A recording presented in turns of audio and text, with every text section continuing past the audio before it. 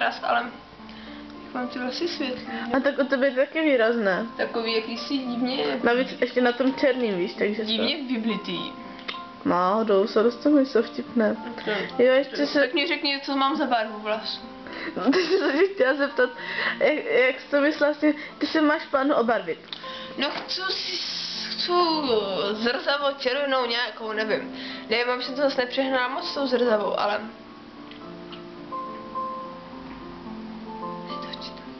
Tak to třeba takovou tu hnědo-červenou, víš, ne, takovou. No právě ne. Tak jako, mně se by se líbila jako taková hnědo nějaká, jako taková zrzava. Nevím, musím to vymyslet. A křiště, a právě mě jako nějak moc barva, ale spíš jako něco vymývacího. Jako co se časem směje? No.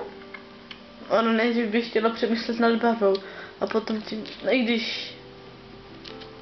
Víš jako, aby to nebylo normálně, že by mi to odrůstalo. Ale aby se to potom vymylo časem. Aby se to vymývalo. Tak myslíš jako přímo třeba takový ten šampon, jak bývá?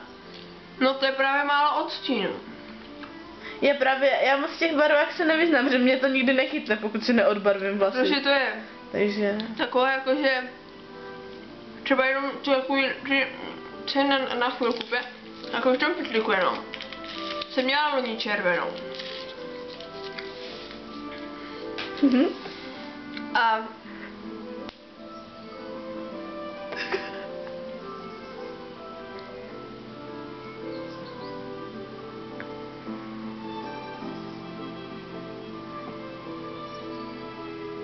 přestaň. To je jak když se dva psy připravujou na boj.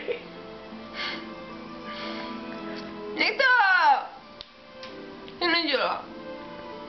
To nedělá.